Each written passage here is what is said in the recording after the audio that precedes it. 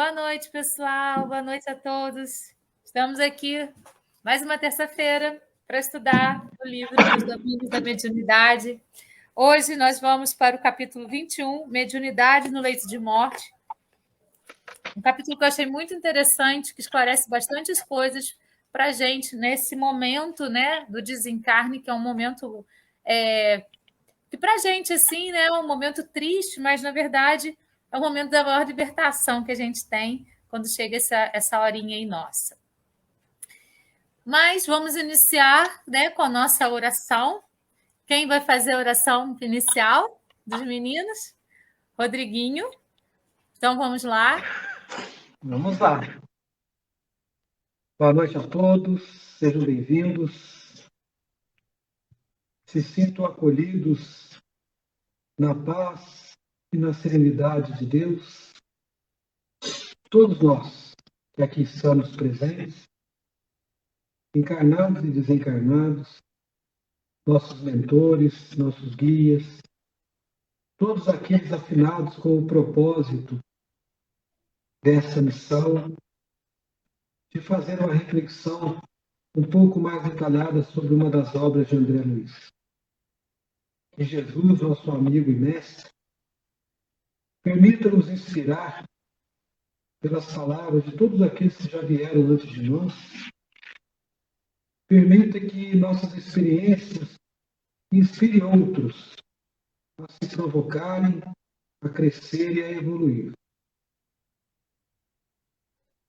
Que compreendamos, com a graça de Deus, com tudo aquilo que já aprendemos, a entender a morte como uma porta de passagem para um grande dia de luz, que é o plano espiritual para nós, que ainda estamos aqui destinados ao corpo.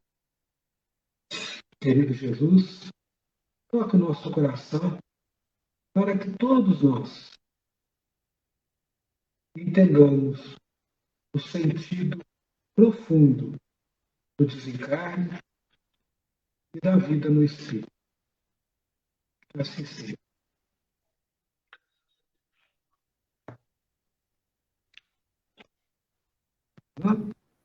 Hoje nós escolhemos uma música antiga, mas bem interessante, do Biafra, né, que é um cantor que muitos de nós conhecem e muitos aí mais novinhos nem sabem mais quem é. Mas é um cantor muito interessante, fez muito sucesso, acho que no início dos anos 80, uma coisa assim. Isso.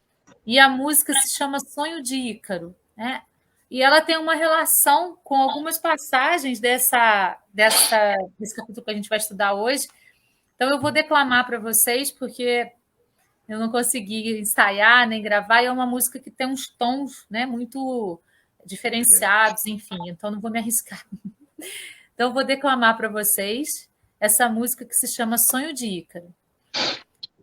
Depois a gente explica aí no processo, eu e o João, quem é Ícaro, né? Quem é essa entidade, Ícaro, mas vamos lá. Voar, voar, subir, subir. Ir por onde for, descer até o céu cair. Ou mudar de cor. Anjos de gás, asas de ilusão. Um sonho audaz, feito um balão. No ar, eu sou assim. Brilho do farol, além do mais, amargo fim, simplesmente sol, rock do bom, ou quem sabe jazz, som sobre som, bem mais, bem mais. O que sai de mim vem do prazer, de querer sentir o que eu não posso ter. O que faz de mim ser o que sou é gostar de ir por onde ninguém for. Do alto coração, mais alto coração. Viver, viver e não fingir. Esconder no olhar. Pedir não mais que permitir. Jogos de azar. Fauno lunar. Sombras no porão. E um show vulgar todo verão. Fugir, meu bem, é ser feliz. só no Polo Sul. Não vou mudar do meu país, nem vestir azul. Faça o sinal, cante uma canção sentimental em qualquer tom. Repetir o amor já satisfaz. Dentro do bombom há um licor a mais. Ir até que um dia chegue enfim, em que o sol derreta a cera até o fim, do alto coração, mais alto coração. Faça o sinal, cante uma canção sentimental, em qualquer tom. Repetir o amor já satisfaz. Dentro do bombom há um licor a mais. Ir até que um dia chegue, enfim, em que o sol derreta a cera até o fim. Do alto coração, mais alto coração. Essa música tem uma ligação direta com o mito de Ícaro, né? Para que eles fugissem, o pai e o filho de uma torre, eles fizeram asas e grudaram essas asas no próprio corpo com cera, para que eles pudessem voar e pudessem se libertar daquilo tudo que eles estavam passando. Só que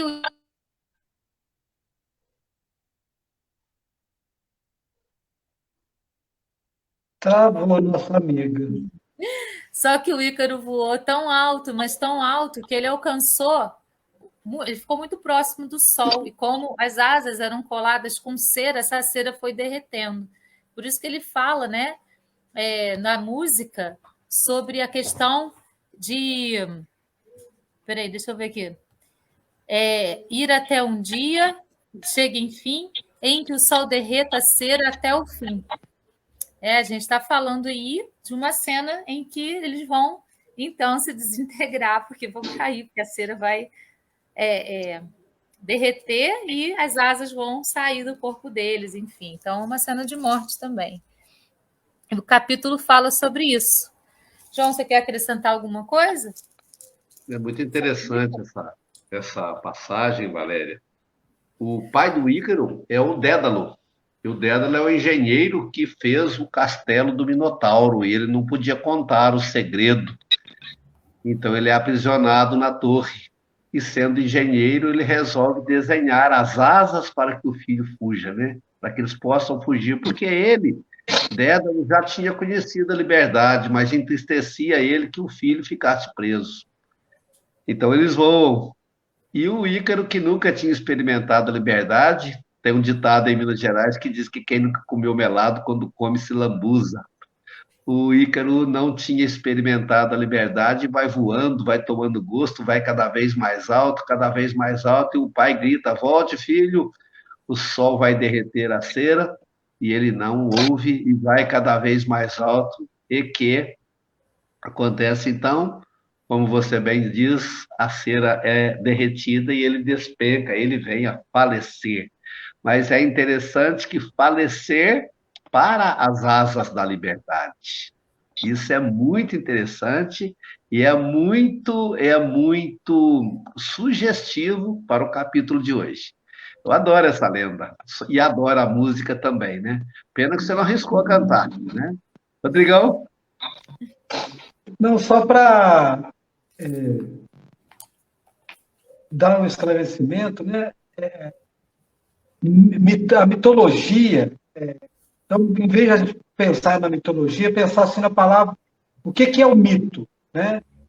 O mito, dentro da filosofia, é uma narrativa sagrada que não permite questionamento.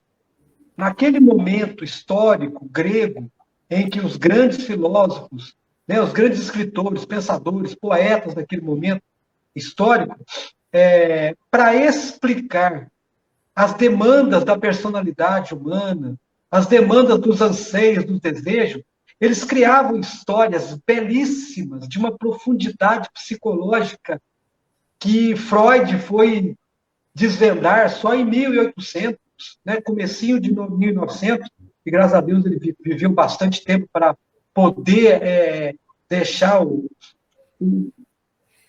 caminho aberto para que as pessoas pudessem entender. Então, o mito é uma narrativa sagrada que não permite questionamento. Mas é muito bacana a forma com que você com a Valéria fizeram agora, esclarecendo por que Ícaro queria voar, porque ele estava preso. Então, nesse montante de pensar, né, o que nos aprisiona? Né? O medo que me aprisiona. Em que castelo eu estou preso? No castelo da vaidade, do egoísmo, da soberba. E aí eu descubro que eu posso voar. Né? Eu vou voar até onde? Até nos limites dos meus desejos ou até onde o bom senso me diz? Porque o pai de Ícaro tem bom senso. Por ser já adulto, maduro, ele demonstra um bom senso. Meu filho, não vá, não vá, não vá. Mas o filho está deslumbrado com a liberdade que ele está desfrutando naquele momento do voo. Né? E aí, o que tem me deixado preso? E qual é o meu anseio de liberdade? Fugir do medo? Ser mais humilde? O que eu estou desejando para a minha vida? Porque vai chegar um momento em que essa vida aqui ela vai deixar de existir. As asas de cera vão se derreter. Né? Como é o capítulo, né? As asas da cera de existências carnais da irmã Elisa, né? A mãe de Anésia, ela se findou, né? E ela estava, nesse momento, no último momento de vida no leito, ela estava tendo alucinações, visões, que na verdade nem eram dela, né? Mas agora eu deixo para vocês, porque eu estou entusiasmado hoje com o capítulo, mas deixo para vocês. Esse capítulo eu achei ele muito interessante, porque às vezes, quando chega no momento de desencarne de uma pessoa querida nossa, e geralmente é uma pessoa mais velha, né? Parece que a pessoa entra num momento de loucura, né? Eu lembro que meu avô, quando ele entrou nesse momento de já pré-desencarne, vamos dizer assim, ele já não sabia mais muito bem quem era filho, quem não era, ou ele sabia, né? De outras existências, quem era e quem não era. Tanto que ele falava para mim assim: filha, vai chamar sua mãe. Aí eu chamava minha mãe, ele falava: não é essa. Então, assim, ele me via, ele era meu avô, ele me via como filha e queria que eu chamasse a minha mãe. E quando eu chamava minha mãe, que era filha dele, ele não aceitava, porque não era aquela mãe, era outra mãe que ele queria. E assim, a gente fala assim, nossa, já, tadinho, já está ficando louco, mas talvez ele esteja mais lúcido do que antes, porque agora ele está vendo outras perspectivas, outras coisas, talvez ele esteja tendo lembranças de outras existências. Por isso que esse capítulo eu achei ele assim esclarecedor, achei ele lindo, sabe? E na maneira como eles colocam as coisas, é uma maneira que faz com que a gente compreenda esse momento de uma forma mais, sabe, lúcida. E não ache que o outro que está ficando louco, na verdade. A gente, é uma maneira de respeitar mais aquilo que o outro está passando. E ao invés de ficar falando, não é, eu não sou sua filha, eu sou sua neta, essa aqui é sua filha. Não, ouvir um pouquinho, perceber o que a pessoa tem para falar, porque muitas vezes ela vai dar ali alguns esclarecimentos que vão ser muito interessantes para a nossa própria existência. Nada é esclarecido sem que a gente precise ter esclarecimento. Nada é por acaso na existência. Então, a gente, às vezes, tem oportunidade de saber determinadas coisas, mas com colocar a razão na frente de tudo, a gente perde essa oportunidade. Então, eu acho que esse capítulo vai trazer isso para a gente, né? Essa lucidez de a gente, ao invés de falar, fulaninho já está ficando caduco, fulaninho já está ficando isso, coitado, parar e prestar atenção no que aquela pessoa está falando. Às vezes é uma obsessão muito grande também que ela está sofrendo. E aí a gente pode entrar em oração para que aquela obsessão possa diminuir e ela ficar mais ligada à luz. Ela tirar as ilusões daquelas obsessões e se ligar mais com a luz. Então, ao invés de criticar, ao invés de cair em cima, né, falando que, nossa, tá louco, prestar mais atenção e compreender os caminhos pelos quais os nossos mentores estão pedindo para a gente seguir aquela pessoa. Entrar em oração profunda, prestar atenção num toque, num detalhe que ela está falando, porque isso vai trazer para a nossa vida também muita luz e muita paz. Então, por isso, sim, eu achei o capítulo muito... Eu não sei nem, tem nem palavras para definir o que eu senti no capítulo. Ele foi muito, muito, muito bacana, sabe? E trouxe a certeza de que no momento do desencarne do meu avô e da minha avó, que eram pessoas que eu amava como pais, eu fiz a coisa certinha, né? Então, assim, eu fico muito grata por esses momentos aí e pela forma como tudo aconteceu. Mas eu vou deixar vocês falarem um pouquinho e vou... tem muitas partes daí nesse capítulo, a partezinhas teóricas, eu até estava comentando com o Rodrigo e com o João, que nós já citamos em capítulos anteriores e que são retomados nesse capítulo. Então, assim, conforme eles forem falando do capítulo, eu vou pedindo licença para introduzir, para a gente relembrar essa partezinha teórica que vai ser importante para a gente poder sempre ficar ligado, para ver que tudo está encaixando aqui, né? Tudo está tá tudo indo para o mesmo caminho aí, tudo que a gente estudou anteriormente. Nós estamos fazendo que nem o Machado de Assis, né? Nós estamos trabalhando de uma forma anacrônica. Estamos falando da beleza do capítulo, mas não contamos o que acontece no capítulo. Então, me permita, eu penso que seria oportuno nós dividirmos a narrativa, o resumo deste capítulo, em duas partes, Rodrigo Valério. Primeira parte, até o momento em que Olímpio sai de cena, e a segunda parte, a partir daí, né?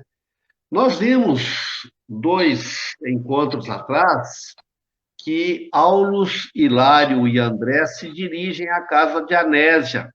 Anésia está enfrentando forte dificuldade porque tem uma outra mulher que está seduzindo o marido Jovino. Vocês se lembram disso? E esta mulher está influenciando de forma telepática a Anésia em verdadeiros duelos mentais. E vocês se lembram que naquela casa da Anésia tinha a Anésia, o Jovino, 3 filhas, a Márcia, a Marciene, eu não me lembro o nome da outra, e tinha Dona Elisa, velhinha, agonizante, no quarto. No capítulo passado, afastou-se um pouco desta narrativa, e hoje eles voltam àquela casa, Aulus, Hilário e André, mas desta vez eles voltam porque é chegado o momento em que Dona Elisa vai desencarnar. E eles querem, junto com Teunília, que é a mentora espiritual, que é a amiga espiritual da Anésia, eles querem estar perto, eles querem aprender com o desencarne, mas querem também ajudar. Então eles vão para a casa da Dona Elisa. E quando eles chegam ali, eles percebem uma senhora já respirando com muita dificuldade, o coração já vai fraco, a ureia no organismo está muito aumentada e Dona Elisa está numa situação bastante difícil. A morte, que nós chamamos de morte, o desencarne, já está se aproximando. Mas é interessante que eles enxergam ali ao lado, colado nela, como se fosse uma planta parasita juntada a um tronco raquítico, ele diz assim, tem um espírito que nós também já vimos no capítulo anterior, é o espírito de Olímpio, é o filho dela, e ela chama incessantemente por este filho, porque ela, mãe, julga que este filho é um santo, quando, na verdade, ele é um espírito muito atrasado, ainda muito problemático, e ele está ali, não só não ajuda, como atrapalha muito, muito, muito. E Dona Elisa tem sonhos cruéis. Só um adendo, João. Esse espírito desse filho, ele é aquele espírito que a gente estudou como espírito parasita e vampiro. Lembra que a gente estudou isso nos capítulos anteriores? A gente falou dessa vampirização, quando o espírito vai sugando as energias daquela pessoa, né, que está ali aceitando, de uma certa maneira, lembrando que toda obsessão é a gente que abre portas e a gente que permite que aconteça. né? Não vem um obsessor e faz o que quer com você, sem que você permita. Então, como ela achava que ele era um santo, tudo isso, ele ficava assim, perto dela, mas ao invés de protegê-la, na verdade, ele estava sugando as energias dela como um parasita, como um vampiro. Então, esse é um tópico que nós já falamos aí em capítulos anteriores. Desculpa interromper, vou só fazendo isso de vez em quando. Sem problema. Rodrigo, quer completar? Não, tá tranquilo. Muito bem. Então está ali o Olímpio colado, né? Literalmente colado, montado na mãe dele, na Dona Elisa, e Dona Elisa está tendo pesadelos terríveis, não pesadelos dormindo, ela está acordada tendo visões cruéis. Ela sonha que uma pessoa está perseguindo-a com arma em punho, querendo matá-la a tiros, atirar nela, e sonha que os pés da cama está cheio de cobras e aranhas gigantescas que a atacam, e ela grita de pavor, ela tem medo disso, né? E aí acontece um fato interessante, a Anésia, que está aos pés da cama, não tem nada a fazer, ela percebe pela palidez da mãe, tem um médico lá, o médico examina e fala para a Anésia, olha, a situação é quase irreversível, provavelmente ela desencarna esta noite, não há muito o que fazer. Então a Anésia se coloca em oração, coloca-se orando, tentando acalmar a mãe, tentando falar com a mãe, mas é meio inútil, a mãe está acometida por aquelas visões. E aí o Aulus, o André Só e o Ilan. João, essas visões também são com aquelas telas mentais que a gente viu, né, já em capítulos anteriores também, que são formadas na frente da pessoa. Assim como a gente tem na mesa mediúnica essas telas mentais que a gente forma para visualizar, de repente, determinadas coisas que vão contribuir para as pessoas que estão ali naquele momento da mesa mediúnica para poder fazer uma libertação, existem também os espíritos vampirizadores que transmitem essas telas mentais para as pessoas, aterrorizando essas pessoas. Então, assim, essa transmissão do pensamento, e lembrando a questão do pensamento, que toda semana a gente está falando sobre, é muito importante, quando a gente dá abertura para o espírito, quando chega no momento de vampirizar, já é um momento que os espíritos estão muito conectados. Então, a permissão foi dada, assim, numa maneira extrema. E aí o pensamento acaba se confundindo e se sobrepondo. E aí as telas mentais vão acontecendo também. Então, nesse momento, essa senhora está presenciando a tela mental que que esse espírito vampirizador, que era o próprio filho, está transmitindo para ela. Lembrando que ele não é mau, ele é ignorante do bem, ele ainda não entendeu a situação, ele ainda está perdido. E ele, juntando-se à mãe, que o ama, ele fica mais perdido. Ao invés de ajudá-la, ele acaba atormentando a mãe. Então, muitos espíritos obsessores, eles ficam próximos de nós pensando que estão contribuindo com a gente de alguma forma, mas, na verdade, na maioria dos casos, eles estão atrapalhando. Muito bem. Desculpa. Sem problemas, é por isso mesmo que estamos aqui. E aí, o Aulus chama a atenção do Hilário e do André. Vocês estão vendo o que está acontecendo? Ela está tendo visões, mas essas visões não são delas, não são dela. Na verdade, esta mãe, ela está tão enfraquecida, com tanta saudade do filho, que ela está chamando por ele ininterruptamente, e ele veio. Mas vamos a ele. Quem é ele?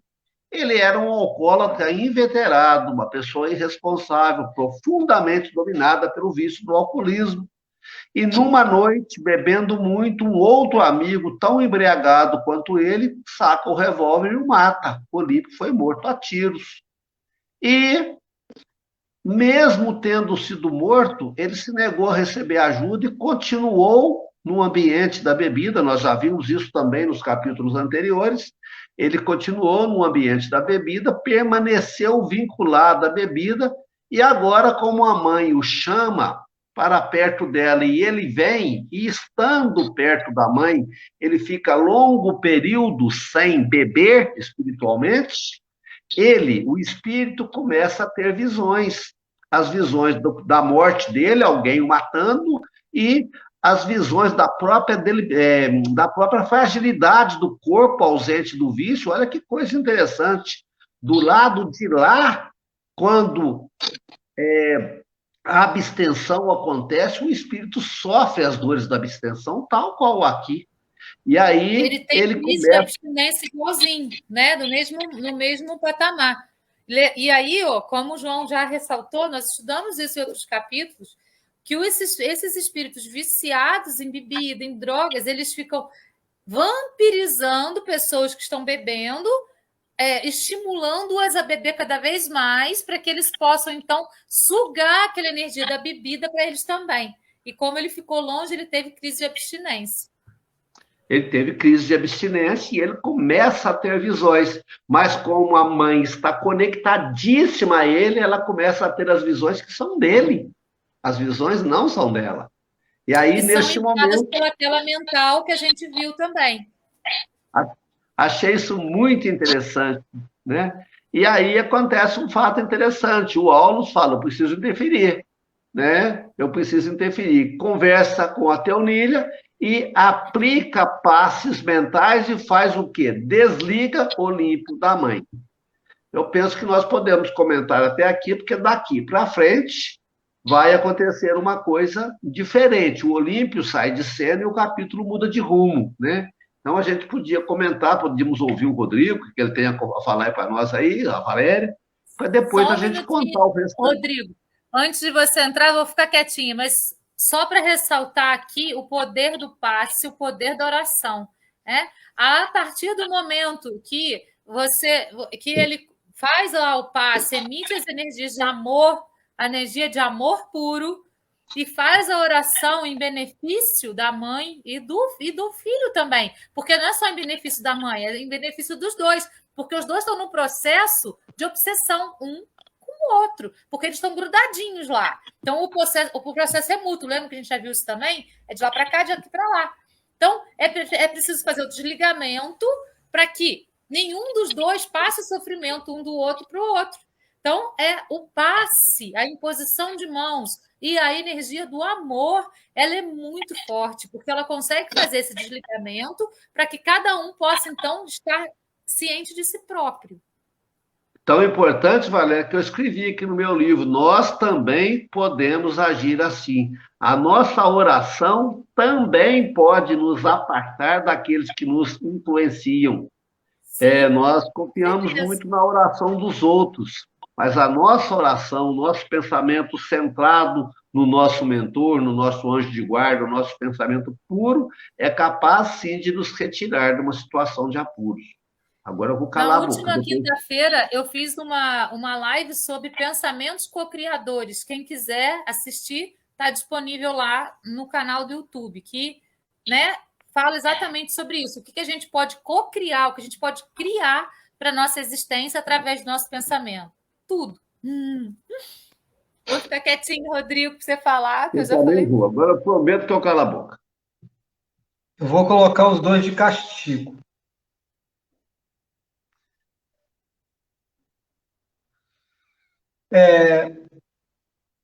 Eu fui fazendo algumas anotações, né, antes e durante o que vocês falavam, e aí o que a gente veio, estou com as minhas colinhas aqui, o que acontece com o Olímpio e com a mãe Elisa é um transe, né, mediúnico altamente imantado, né? Os dois acabam ficando meio simbioticamente como se fossem um.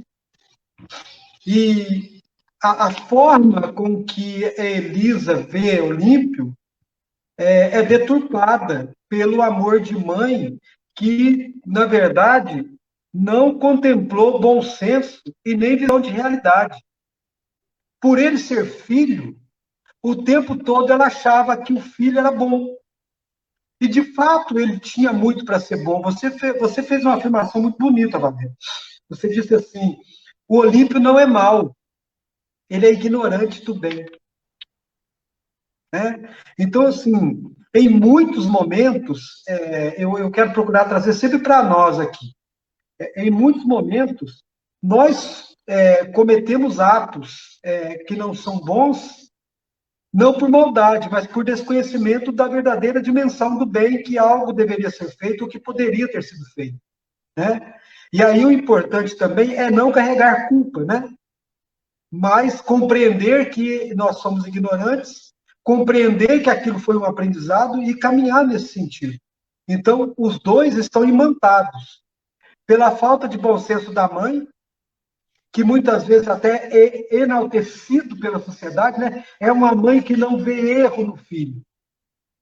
Não, eu tenho que procurar ver a capacidade de bem e a capacidade do meu filho de melhorar.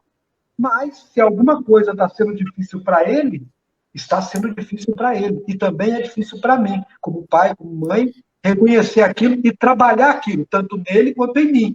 Primeiro em mim. Né? Depois... Isso, Rodrigo, isso é uma falha que está sendo uma falha muito constante, e nós que trabalhamos em escola, a gente percebe isso, na sociedade moderna. As pessoas enaltecem as características positivas. Claro, isso é necessário também. Mas também não é que a gente tem que apontar os erros, mas a gente tem que mostrar os caminhos que não estão sendo bacanas para os nossos filhos. E reconhecer que os nossos filhos são seres humanos normais, que têm o lado luz e o lado sombra. Né? E buscar qual é o nosso papel de pai e de mãe. Buscar lapidar esse lado sombra para que ele se torne uma pessoa melhor. É aí que a gente está atuando em cima. Mas muitas vezes as pessoas estão se perdendo só no enaltecer do lado positivo, que é importante, mas não só. É também o enaltecer do lado positivo. E alertar para esse lado que a pessoa não está conseguindo se destacar de uma maneira positiva. E fazer com que ela não ignore aquilo, porque senão se torna aí uma pessoa que muitas vezes vai agir de maneira equivocada por ignorar aquilo que ela está transmitindo para os outros, que ela está sendo para os outros. Sim, não, imaginar que tanto nós, pais, quanto nossos filhos, são diamantes brutos. E o diamante bruto, ele não é tão belo e tão reluzente quanto um diamante lapidado. E para ser lapidado, ele tem que ser, muitas vezes, dilacerado em algumas laterais, em algumas pontas. Mas eu queria ir agora para a presença da Teonília ao lado da Anésia. Porque tem um momento em que o capítulo fala assim, a presença de Teonília, que tranquiliza a Anésia, traz paz e serenidade ao espírito da Anésia e ao ambiente, ao quarto. E me fez lembrar, minha avó materna, ela foi para São Paulo, isso tem 30 e tantos anos. A minha avó ia para São Paulo na madrugada de quinta-feira. Aí, à tarde da quarta-feira, eu fui visitá-la. Tive que pedir licença no trabalho, porque eu queria vê-la, né? E quando eu cheguei à casa dela, tinha várias pessoas lá que tinham ido desejar, né, boa cirurgia e tudo. Ela virou para mim e falou assim, vamos passear com a avó na horta? Falei, vamos. Ela me deu o braço, com 64 anos, cabelo no meio das costas, sem um fio branco. Ela faleceu aos 64 anos, sem nenhum fio branco, com todas as dificuldades que a vida lhe havia colocado. Nós, passeando nós dois lá na horta, a horta era muito bonita, com muitas árvores frutíferas, frondosas. Eu virei para ela e falei assim, quando a senhora voltar daqui 15, 20 dias, a hora que a senhora estiver boazinha, nós vamos passear aqui na horta de novo. Ela botou a mão no meu braço e falou assim, a avó vai, mas a avó não volta. E, de fato, ela viajou na quinta e faleceu, acho que na sexta, no sábado de manhã. Ela não fez a cirurgia. Deu um problema. Momentos antes da cirurgia, ela faleceu.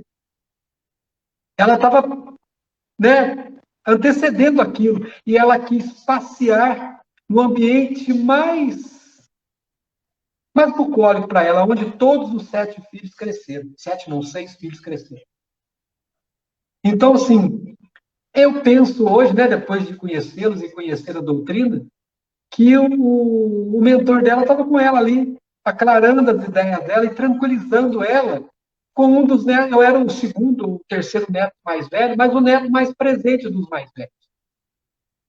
Eu tinha 17 anos quando ela faleceu.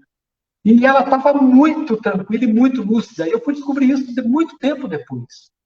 Então, a presença do poder reparador das orações, tanto dos mentores quanto das pessoas. Minha mãe sempre foi de muita oração e minha mãe rezou muito por ela naquele dia. Então, como que a oração tranquiliza o momento da pessoa que vai desencarnar. A minha avó materna, eu estou aproveitando hoje, né? Minha avó paterna, ela faleceu do jeito que eu acho que ela queria, porque ela era muito vaidosa, e eu acredito que se ela ficasse doente na cama, ela ia morrer na cama por não querer que as pessoas cuidassem dela, porque iam ter que tocá-la, aquela coisa toda. E ela era muito vaidosa, com um olho azul maravilhoso, então ela tinha uma beleza física muito bacana.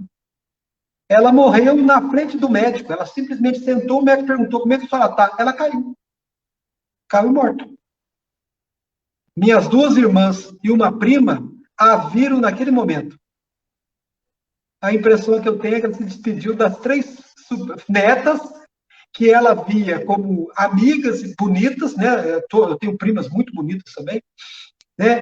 E essa terceira prima, que não é minha irmã, sofreu um acidente e vive assim, sob cuidados muito severos, mas tem visões muito bonitas. E a minha avó permitiu isso a ela. Então, o momento da prece, nesse momento crucial, me encantou muito, me tocou muito nesse capítulo. Eu fiquei, assim, muito bacana. E para encerrar a minha fala, nesse momento, o capítulo também fala assim: os espíritos desencarnados que se enlaçam a nós o fazem por nossa permissão, nossa vontade e, sobretudo, nosso pensamento. João, fica para você. Peraí, só um minutinho antes de você prosseguir, só fazer um adendo aqui.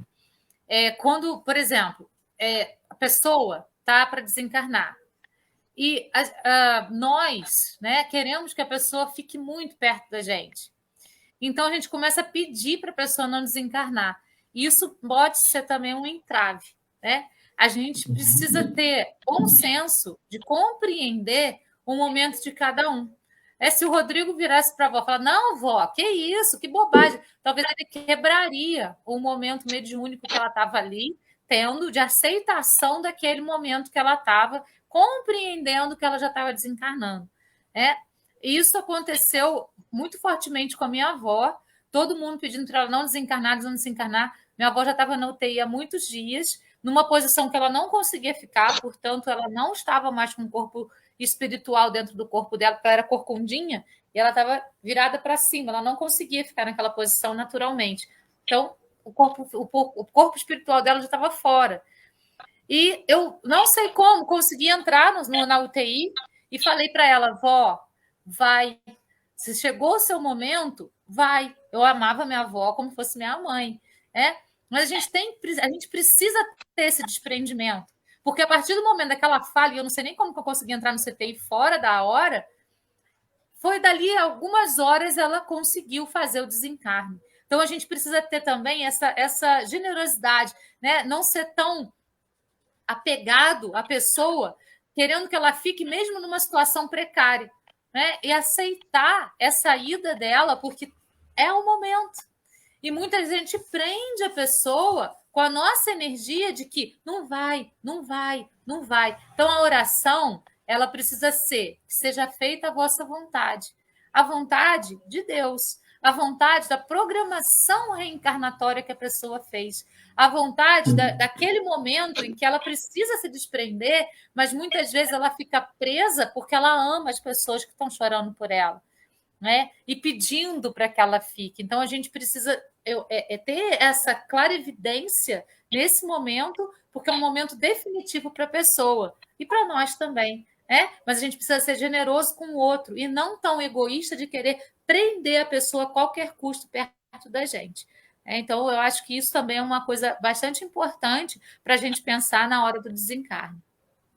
Fundamental, né? Liberar Nós, às vezes, oramos errado, oramos para que a pessoa permaneça entre nós o tempo todo, tem piedade, Senhor, prolonga a vida da pessoa. Uhum. E nós sabemos que a oração tem força, nós sabemos que a oração tem peso, e nós sabemos que, muitas vezes, é preciso ter coragem de falar, Senhor, faça aquilo que for melhor para o enfermo. Faça aquilo que for melhor, se for necessário, se for chegada a hora dele, que esse desencarne se dê de maneira natural, que se dê de maneira sem traumas, né? Precisamos sim ter essa coragem. E você estava falando aí, eu estava cabisbaixo, pensando, acho que todos nós que estamos aqui falando e todos aqueles que estão ouvindo têm histórias similares para contar, porque todos nós já convivemos com a questão do desencarne dentro de nossa casa ou próximos de nós, através em outras famílias. Mas o fato interessante é que a partir do momento que o passe é dado pelo Aulus e que o Olímpio é afastado e ele vai embora, ele sai daquela cena, a dona Elisa, que estava toda falante, agitada, ela imediatamente entra num estado de profunda prostração. Ela se cala e como se todas as forças dela a tivessem abandonado. Ela fica completamente incapaz de falar, enfraquecida, como se tivesse sido sugada todas as energias dela. E nesse momento, Teonília, que está ali perto, que tem muita sintonia espiritual com a Anésia, começa a fazer a Anésia compreender que estava chegando o momento. Então a Anésia faz o quê? Ela se abraça com a mãe e começa a orar profundamente. Olha que coisa interessante. E a hora que ela começa a orar profundamente, a doente, a agonizante, percebe isso, mas não tem forças para agradecer. Então, ela agradece apenas sentindo, com os sentimentos. E aí, logo depois, o processo se cumpre e ela desencarna. Só que na hora que ela está desencarnando, ela sente uma irresistível vontade de se despedir da irmã dela, a Matilde, que até então não tinha aparecido em cena.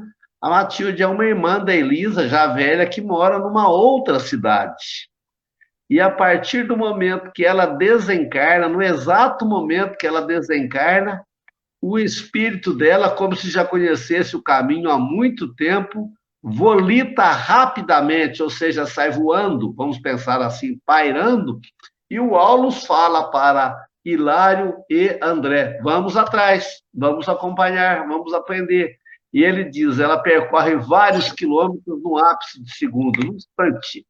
E ela chega lá na outra cidade, onde a Matilde está dormindo. E ela chama Matilde, Matilde, a Matilde nem nada, deve ter um sono pesado que nem o meu, né? E acontece que ela não acorda e ela bate com força na cama, no leito, e a Matilde acorda sobressaltada. E a Elisa, então, conversa com ela de uma forma atabalhoada, de uma forma rápida, desorganizada, e a Matilde a ouve não com os ouvidos da carne, mas ouve internamente, como se ela própria estivesse pensando. Imediatamente ela se coloca de pé e fala: Elisa morreu. Quantas e quantas vezes nós já passamos por isso? Quantas e quantas vezes nós subitamente temos uma certeza, opa, aconteceu algo com fulano e vamos ver, realmente aconteceu, né? A gente pensa, nossa, o que será que aconteceu? Tá aqui a explicação, né? E imediatamente, quando o recado é dado, a Elisa retorna. Missão cumprida, ela volta. E a hora que ela volta, quando ela desencarna, eu esqueci de falar, um cordão prateado fica prendendo o espírito de Elisa ao corpo. E quando ela volta, ela está tão acostumada com o corpo que ela quer voltar para o corpo. Já não consegue. O desligamento já foi feito. E aí o Aulus é um professor magnífico, Rodrigo. Ele não perde uma chance de instruir. Ele não perde um detalhe, né? Então ele explica o que está acontecendo ali e se o Aulus é um espírito, é um professor magnífico, o Hilário é um aluno curioso. O Hilário quer cortar o cordão. Opa, que tal se a gente aproveitar que está aqui, cortar esse cordão? Ele fala, Não tem pessoa especializada para isso. O ato de nascer e o ato de desnascer, essa palavra desnascer eu acabei de inventar. Ela é um neologismo. O ato de desligar-se da carne são atos sublimes que exigem paciência, que exigem conhecimento. A palavra que ele usa é que exigem, que ele está lá, são operações da vida, demandam trabalho e paciência. Sim. E aí, E no momento do desencarne, antes de cortar o cordão de prata, é desligada célula a célula, porque o que acontece? O nosso perispírito, ele é ligado ao nosso corpo físico através de células, através de centros de força. E quando há o desligamento, você tem que ser desligado célula por célula, centro de força por centro de força, para que isso seja feito de forma natural e o corpo espiritual, então, possa sair inteirinho, sem nenhum problema, sem nenhum resquício, e aí sim o cordão de prata é desligado. Mas tem que ter havido a separação das células todas, para poder, então, fazer esse desligamento. Então, realmente, é uma equipe que tem uma experiência muito grande nesse setor, para poder fazer isso de maneira que o espírito saia, né, de um jeito. Isso acontece até mesmo na hora de desligamento de um acidente. A gente pensa assim, no acidente é puf! Não, não é. Acontece o acidente, o corpo físico entra em falência, e a partir do momento da falência do corpo físico, vai sendo, então, desligado célula a célula, cordão, centro de força, para poder fazer esse desligamento total. E só fazendo voltando lá na questão dela com a irmã, a gente vê de novo a força da irradiação do pensamento, que fez com que a irmã pudesse compreender a morte dela, né, da Elisa. Então, assim, a irradiação do pensamento é muito mais poderosa do que a gente imagina. Te interrompi de novo. Não, não foi a mim que você interrompeu, não. Eu estava quietinho aqui escutando. Mas, assim como para nós, né, o nascimento precisa de uma parteira ou de um médico ginecologista hoje, né, o pediatra, né, nos tempos modernos, eles não são mais as parteiras, né? Nós precisamos dos profissionais de funerária que fazem todo um trabalho cuidadoso, delicado, e que poucas pessoas não se sentem à vontade nem de pensar no assunto, quanto mais de fazê-lo.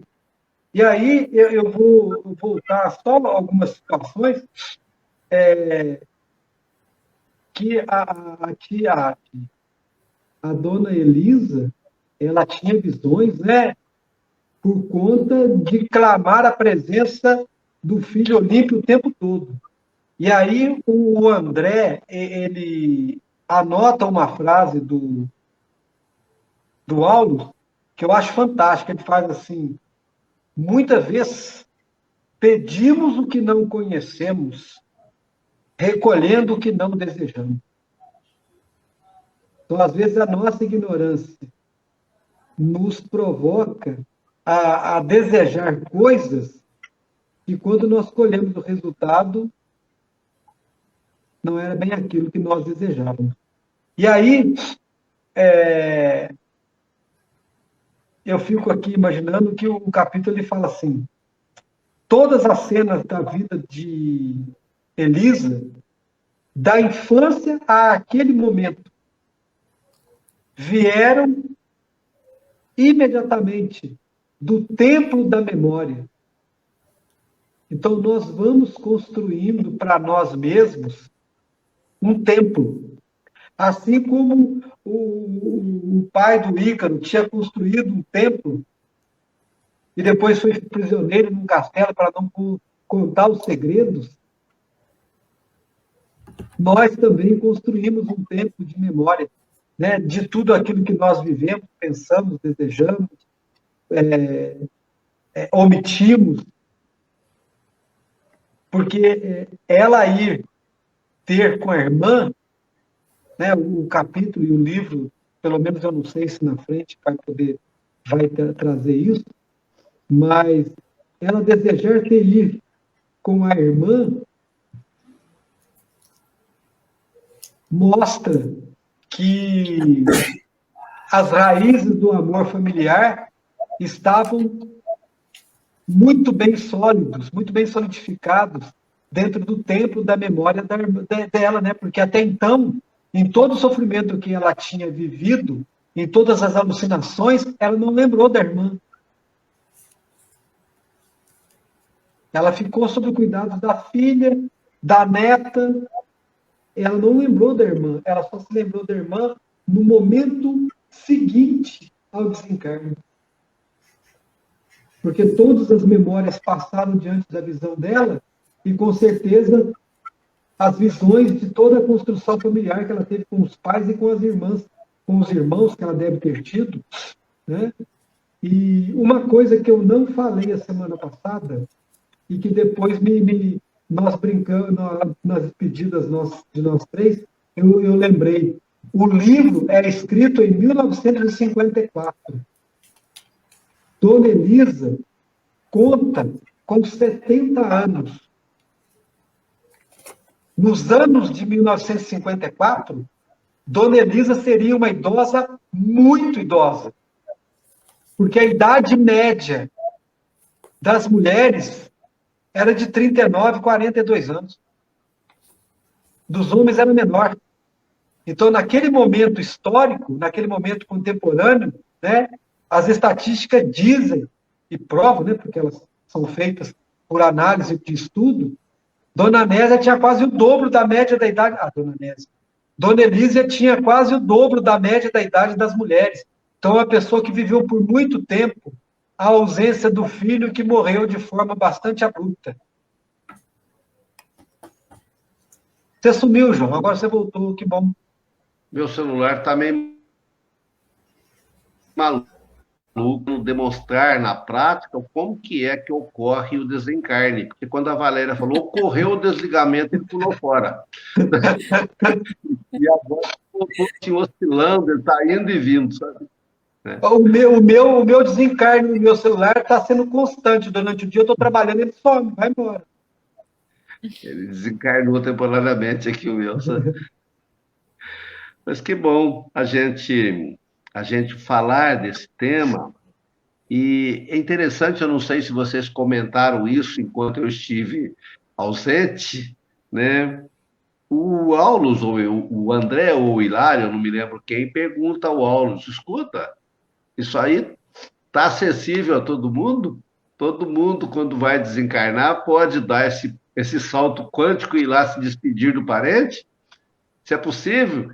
Ele fala, desde que a pessoa queira, desde que a pessoa realmente queira, né? Eu me lembro de um sacerdote católico, eu não me lembro o nome dele, eu estou aqui pelejando para lembrar, parece-me que é Padre Reus. Eu tenho dúvida agora se eu estou falando bobagem, se tiver, vocês me perdoem. Mas ele, na vida mais jovem dele, tem uma narrativa muito interessante, na vida mais jovem dele, ele foi instrutor de um seminário, e nesse seminário ele teve 4 alunos diletos a quem ele queria muito bem, todos eles se tornaram sacerdotes e foram designados para lugares diferentes da Europa. E no dia do falecimento do Padre Reus, exatamente na mesma hora, se for Padre Reus, trabalhando com a ideia de que seja, na mesma hora ele se manifestou aos 4 em lugares diferentes, numa situação assim, comprovando que esse fenômeno é plenamente possível e que não é exclusividade espírita. E nós precisamos parar de pensar que só os espíritas detêm mediunidade, pelo contrário, ela está presente aí para todos os lados, para todo lado, e que só com os espíritas acontecem fenômenos espirituais. Na mina, não. Na grande verdade, o fenômeno espiritual, ele não tem nada a ver com esta questão de esta ou aquela doutrina ser seguida, né? Eu achei muito bonito. Nós, espíritas, temos mais consciência dos processos do que as outras religiões. Mas isso acontece em todas as religiões e eles dão nomes diferentes aos processos. Claro. Mas eles são os mesmos processos, né? Isso é claro. Todos os seres humanos são médiuns, então isso se estende a todas as religiões, portanto. Eu adorei esse capítulo. Eu achei o capítulo assim, muito esclarecedor. Muito... E o que é interessante, né? Tirar de nós um pouco desse medo da morte. É óbvio que a saudade virá. E tem que vir mesmo. Pessoas que a gente gosta, né, que estão partindo, ou quando chegar a nossa vez de partir. Mas, como diz a música do Biafra, tem sempre um licor a mais. Fugir, fugir, voar, voar, ir além do sol, não é isso? Ir além, avançar, eu não me lembro bem a letra. Olha, o meu celular tá maluco hoje, tá? Repetir o amor já satisfaz, porque a reencarnação nada mais é do que um repeteco do amor de Deus para conosco e de nós para com as pessoas a quem queremos bem e com quem queremos reestabelecer vínculos. Você foi muito feliz na escolha da letra. Foi. Foi sim. Vamos agradecer aqui a presença de algumas pessoas que estão aparecendo para mim. Se for injusto não falar o nome de alguém, mas acho que estão aparecendo aqui. A Silvana, a Mila, a Cidinha, a Tânia, a Marisa Oliveira, a Gilceia, todas essas pessoas que nos acompanham, né? Todas as semanas aí. Eu acho que tem mais pessoas vendo, mas essas aqui estão aparecendo, porque aparece quem fala boa noite e tal, né? Os outros, eles ficam escondidinhos. Gratidão pela presença de todos vocês, e aqui junto com a gente estudar esse livro que é tão elucidador para todos nós. Vamos para a oração? Vamos sim. Mais uma vez esclarecedor, né? É como na espiritualidade. Tem os mentores que estão sempre perto, que se manifestam todo dia, e tem aqueles espíritos simpáticos que nos ajudam no anonimato, que estão escondidinhos, né? Divino Mestre Jesus, Mestre querido, chegado o momento em que nós nos despedimos. Algum tempo atrás, um radialista varginhense, já desencarnado, terminava seus programas dizendo: desface agora os laços que nos unem, desface os canais desta emissora de rádio e nós nos recolhemos ao sono. Não é assim conosco hoje, Senhor Jesus, nós estamos nos despedindo, mas a nossa jornada continua. Aprendizes do amor que somos, imploramos que nos seja ensinado o exercício da humildade, da paz, que nós possamos ser seus anjos, propagadores do amor entre os homens, começando por nós mesmos. Que ao longo desta semana, de hoje até a próxima terça-feira, nós nos ocupemos de praticar o perdão, de distribuir sorrisos, de sermos mais acolhedores, mais bondosos, mais maravilhados com a tua existência. Que nós possamos espalhar as suas bênçãos, que nós possamos colocar nossas mãos protetoras sobre os hospitais, sobre as prisões, sobre os asilos, derramando gotas do seu amor sobre os homens e ensinando para nós mesmos e para todos aqueles que nos rodeiam o exercício sublime da evolução em direção ao seu santo colo.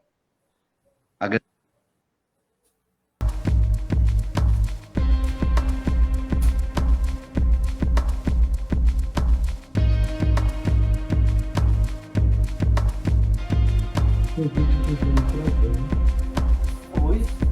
Acho que o João travou. Então vamos agradecer.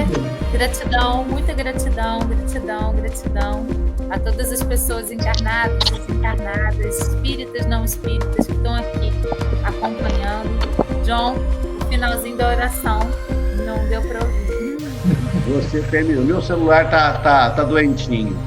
Ele tá que nem Dona Elisa, ele tá agonizante. Gratidão a todos, gratidão do fundo do coração. Assim é, que assim seja tudo aquilo que foi proferido. Namastê. Até semana que vem. Beijo no coração de todos. Até lá. Tchau, tchau.